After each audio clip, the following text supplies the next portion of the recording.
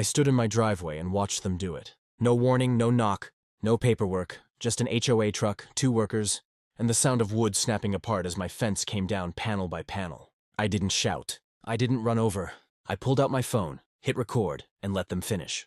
Because sometimes the smartest move isn't stopping someone when they're wrong. It's letting them prove it. That fence wasn't decorative. It marked a drainage boundary that had existed longer than the neighborhood itself. I built it after a survey, with permits and approval from the county. The HOA hated it because it interrupted their perfect sightline to the community pool. According to them, it ruined the aesthetic. According to the law, it was mine. They'd sent letters before. I ignored them.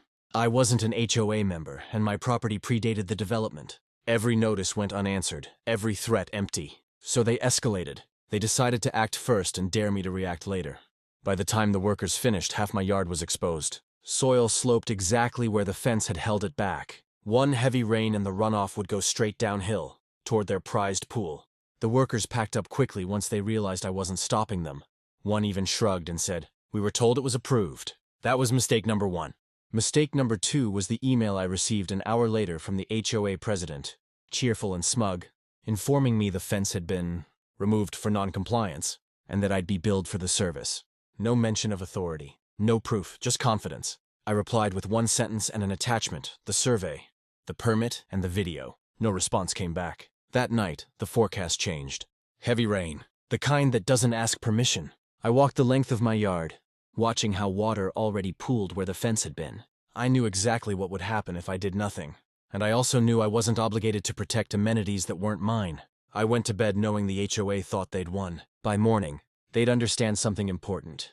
When you destroy what controls the land decides who pays for it. The rain started just after midnight.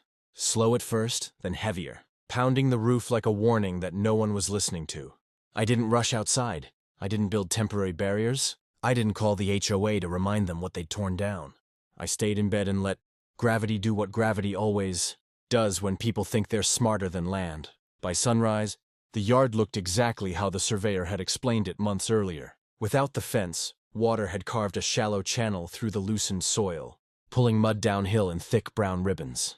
I followed it with my eyes, past the property line, past the ornamental hedges the HOA paid so much to maintain, straight toward the concrete deck of their community pool. By the time the first residents arrived with towels and coffee cups, the pool was already closed. Mud had crept across the deck overnight, clogging drains, staining the bright concrete, and clouding the water into an ugly brown swirl. The pump was still running, trying and failing to keep up. A maintenance worker stood ankle-deep in sludge, staring at the mess like it had personally betrayed him. My phone started buzzing. First, a neighbor texted asking if I'd seen what happened. Then another asked if I was okay. By mid-morning, the HOA president called.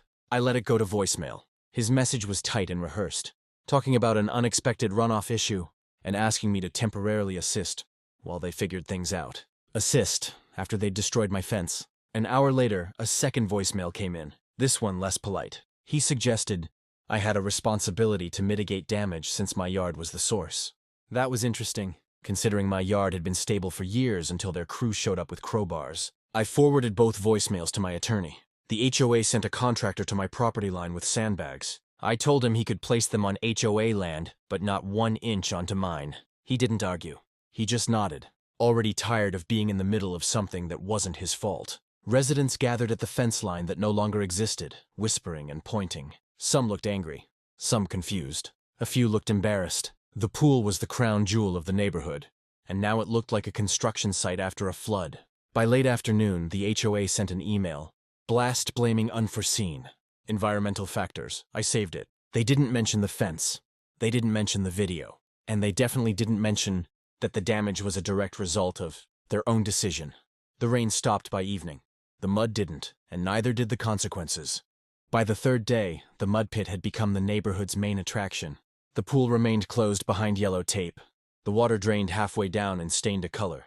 No amount of chlorine could fix quickly. Kids pressed their faces against the fence. Parents complained in group chats. And the HOA, suddenly very motivated, needed someone to blame. They picked me. A formal letter arrived, delivered by hand this time, accusing me of negligent land management and demanding I reimburse the association for cleanup, repairs, and lost amenity access. The number at the bottom made me laugh out loud.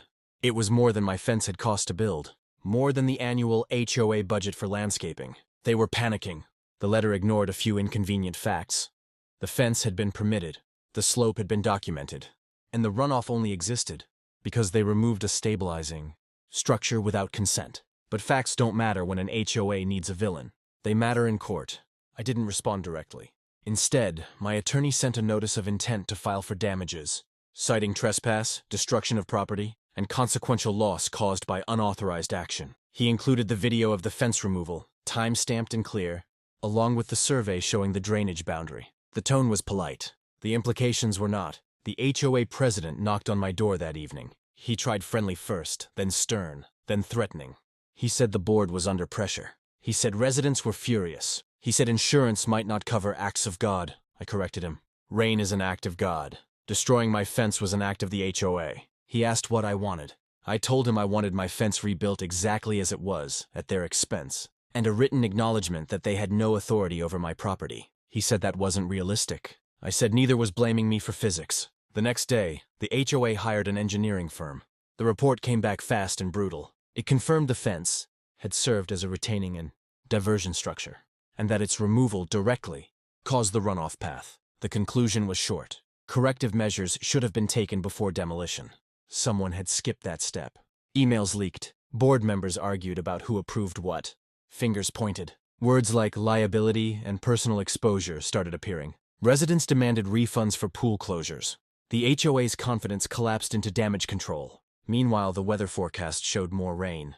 I stood at the edge of my yard, looking at the temporary sandbags they'd stacked on their side of the line. They were already sagging. Temporary solutions for permanent mistakes never last, and the HOA was about to learn that blaming the wrong person doesn't stop consequences from spreading. The second storm arrived 2 nights later, shorter but heavier, dumping rain in sudden bursts that overwhelmed everything the HOA had rushed to patch together. I watched from my porch as water followed the same path it always had, downhill, obedient to gravity, indifferent to excuses. The sandbags slumped within minutes.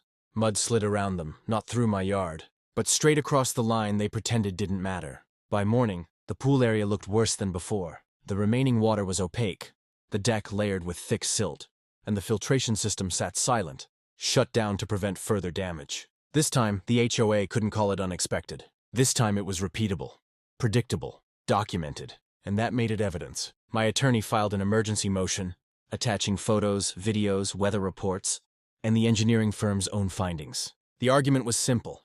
The HOA had created a hazardous condition, failed to remediate it properly, and continued to trespass by placing materials against my property line without permission.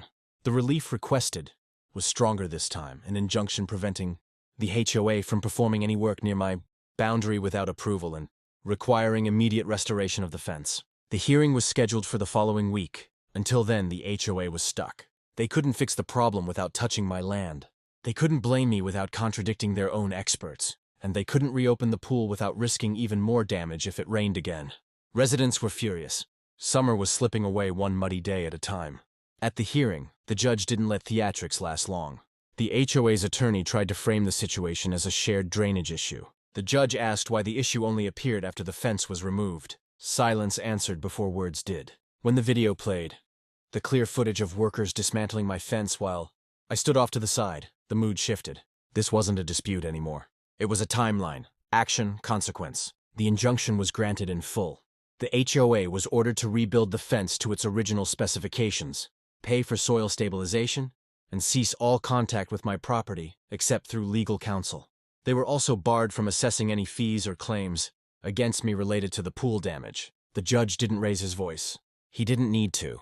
The order spoke loudly enough. Outside the courthouse, the HOA president avoided eye contact. Reporters didn't show up, but word traveled faster than headlines. Residents heard the truth from someone other than a board email. And once that happens, control becomes impossible to regain. The fence went back up within 10 days. Solid. Proper. Exactly where it belonged. The runoff stopped immediately. But the HOA's problems were far from over. Once the fence was rebuilt, the land behaved again, as if nothing had ever gone wrong. Water slowed, soil held, and the slope returned to the quiet balance it had maintained for decades. The pool, however, told a different story. Repairs dragged on, costs ballooned, and every invoice reminded the HOA of a mistake they couldn't undo by sending letters or rewriting rules. Residents demanded answers. Board meetings filled past capacity, voices raised over folding chairs and weak explanations. The HOA president tried to regain control by blaming contractors, weather, even legacy design flaws. None of it stuck. The timeline was too clear. Everyone had seen the video by then. Someone always shares it. Insurance made the situation worse. The carrier agreed to cover some physical damage, but refused to touch anything related to unauthorized demolition or negligence. That left the HOA responsible for legal fees, expert reports, and a portion of the pool restoration. Dues increased. Tempers flared. Board members started resigning. I didn't attend those meetings. I didn't need to. My attorney handled the settlement quietly. The HOA paid for the fence, the legal costs, and signed a permanent acknowledgement that my property lay outside their authority. The document was recorded with the county, filed alongside my deed, and made future disputes impossible to manufacture. By late summer, the pool reopened. The water was clear again, but the mood wasn't. People swam, but they talked. They asked questions about what the board could and couldn't do. They read bylaws instead of assuming. Control slipped through the HOA's fingers like wet sand. The president stepped down before the annual meeting. 2 more followed. The new board's first action was an apology letter.